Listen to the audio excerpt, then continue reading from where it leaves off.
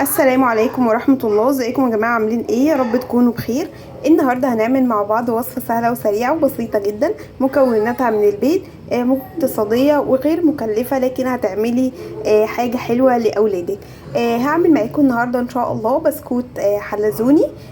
شكله حلو قوي، شبه البسكريم كده اللي انت بتشتريه، وطعمه جميل وبدون يعني تكلفة او حاجات يعني كده غريبة. مكوناتنا كلها من البيت عندك، سهلة وبسيطة وسريعة، وكمان مش بتاخد منك ولا وقت ولا مجهود. هنطلع منها كمية حلوة من كوباية ونص بس من الدقيق. تعالوا كده نشوف مكوناتنا. يلا الأول زي ما متعودين نصلي على النبي عليه الصلاة وأفضل السلام. اللي لسه ما دعمنيش باشتراكه في القناة يا ريت يدعمني باشتراك ولايك للفيديو، ومستنية كومنتاتكم على الفيديو لو عجبكم، وما تنسوش تفعلوا زر الجرس علشان يوصل لكم كل جديد من وصفاتنا الاقتصادية. بسم الله الرحمن الرحيم. أنا هنا عندي نص كوباية من الزبدة. زبدة مش مسيحاها على النار، لكن بدرجة حرارة الغرفة، يعني مش جامدة. بصوا كده معايا لما احط صباعي فيها، بصوا تمام. وعندي هنا نص كوباية من السكر البودر. عندي سكر عادي خالص وضربته في الكبة لحد ما بقى ناعم معايا ونخلته حلو. عندي بضاية واحدة، عندي كيس فانيليا، عندي كاكاو هستخدمه، وعندي هنا المكونات الجافة. عندي كوباية ونص من الدقيق ونص معلقة صغيرة فقط من البيكنج باودر، ولا اسهل من كده مكونات. نبتدي كده بقى نشوف هنستخدم المكونات دي ازاي. بسم الله. نجيب بول. عندي البولة اهي تمام. هبتدي بقى احط المكونات بتاعتي. عبارة عن ايه؟ هحط كده عندي نص كوباية من الزبدة. تمام. زبدة مش سايحة على النار، لكنها بدرجة حرارة الغرفة. تمام. نفس الكوباية المعيارية اللي انا بعاير بيها الزبدة، نفس اللي بعاير بيها الدقيق، نفس اللي بعاير بيها السكر، نفس اللي بعاير بيها كل حاجة. تمام. عشان بس تطلع معاكي المكونات بتاعتنا مظبوطة. انا كده حطيت نص كوباية الزبدة بدرجة حرارة الغرفة، حطيت عليها نص كوباية من السكر البودر. هبتدي بقى بسم الله الرحمن الرحيم اقلب كويس. مش هستخدم ولا مضرب كهرباء ولا اي حاجه. بصوا كمان الزبده ازاي يعني دايبه معايا، او بتعمل معايا على طول، مش ناشفه. لو هي في التلاجة خرجيها قبل ما يعني ما تعملي الوصفه دي بشويه كده، علشان ايه تلحق. والنهارده الجو حر، فهي هتعمل معاكم على طول، يعني تستخدموها ان شاء الله تبقى جميله معاكم. ولا مضرب كهرباء ولا اي حاجه.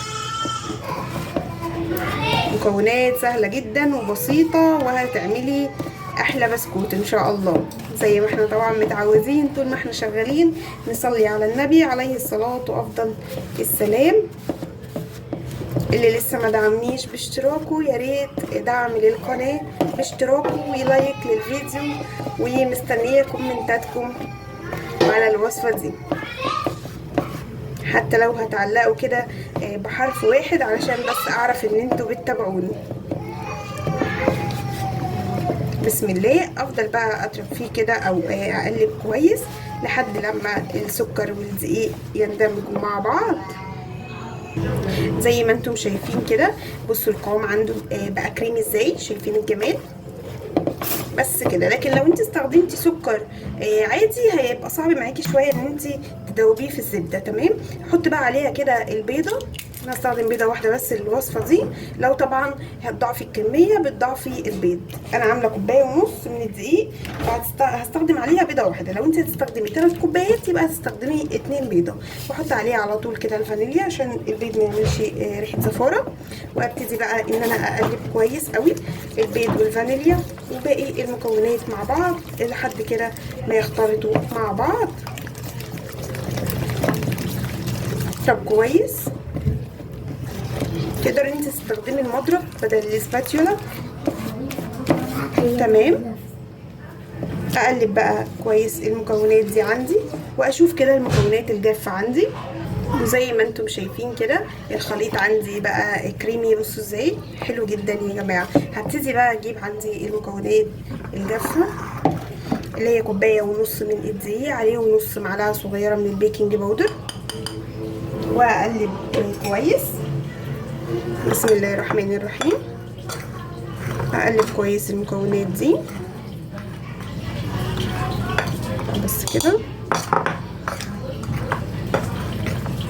اتاكد بس ان البيكنج باودر كله اختلط في الدقيق. تمام.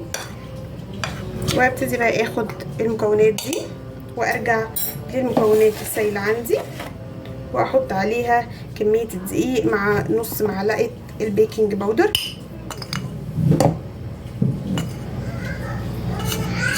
تمام.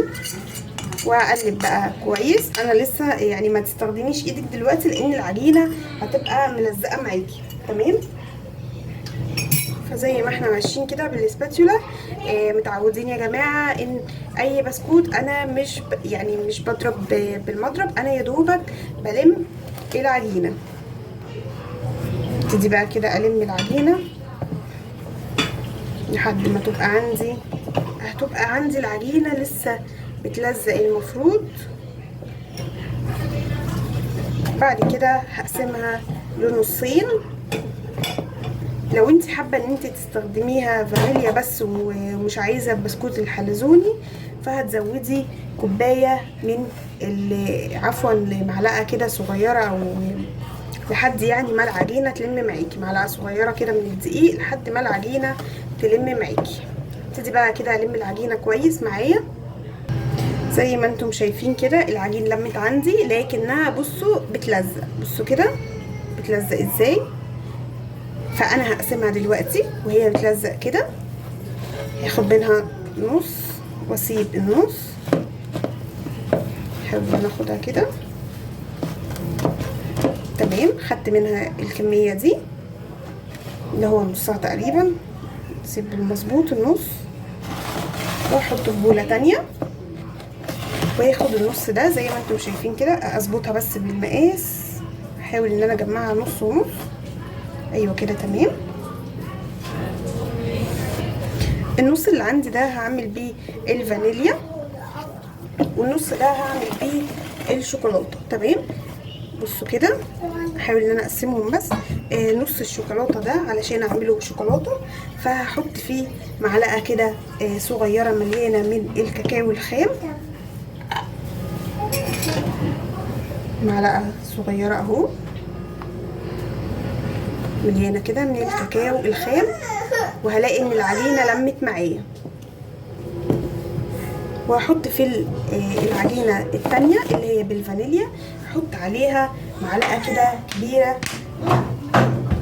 او معلقه مليانه صغيره من الدقيق.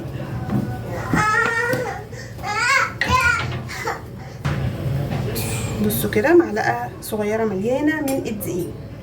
وهبتدي بقى الم الاتنين مع بعض لحد ما يبقى عندي يعني عجينه لمه معايا. بسم الله الرحمن الرحيم. اهو زي ما انتوا شايفين كده يا حبايبي. ابتدي الم كويس لحد ما العجينه تبقى معايا شوكولاته. وزي ما انتم شايفين كده انا خلطت عندي بالكاكاو او الشوكولاته لحد ما بقيت عندي كده. شايفين؟ بصوا انا اعرف منين اني خلاص كده مش محتاجه ولا دقيق ولا اي حاجه. باخد كده حته بكورها عندي كده زي ما انتم شايفين. بصوا كده مفيش اي تشققات ولا اي حاجه فيها. بصوا كده مفيهاش اي تشقق. بصوا مفيش فيها اي حاجه. بصوا كده كده تمام. العجينه معايا مفيهاش اي مشكله. نفس النظام عندي اللي بالفانيليا. بصوا كده معايا شايفين؟ بصوا كده كويسه قوي. عجينه متماسكه حلوه جدا. تمام. ابتدي بقى ان انا احط كده العجينتين دول على جنب. طيب هكور ازاي او ان انا اعمله ازاي بسكوت حلزوني؟ انا هاخد كده عدد كور من الشوكولاته ومن الفانيليا.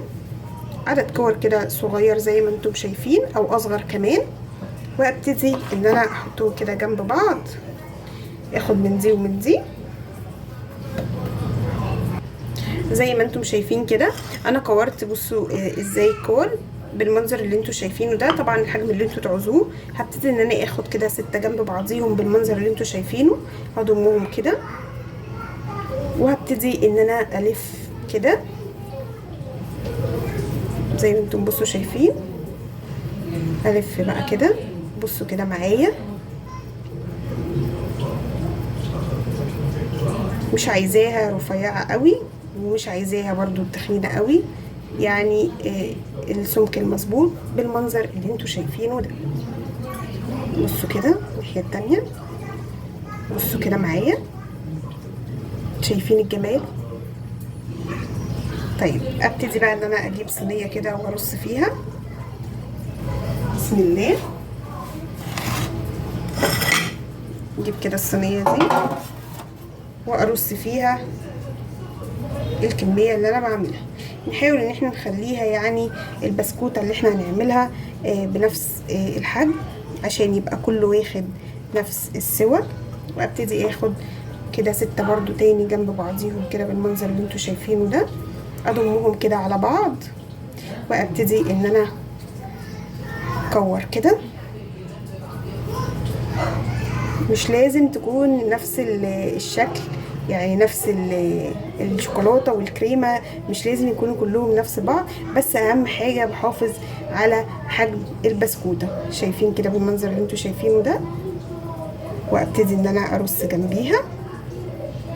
طيب اكمل بقى كل الكميه اللي عندي بالمنظر اللي انتوا شايفينه ده كده.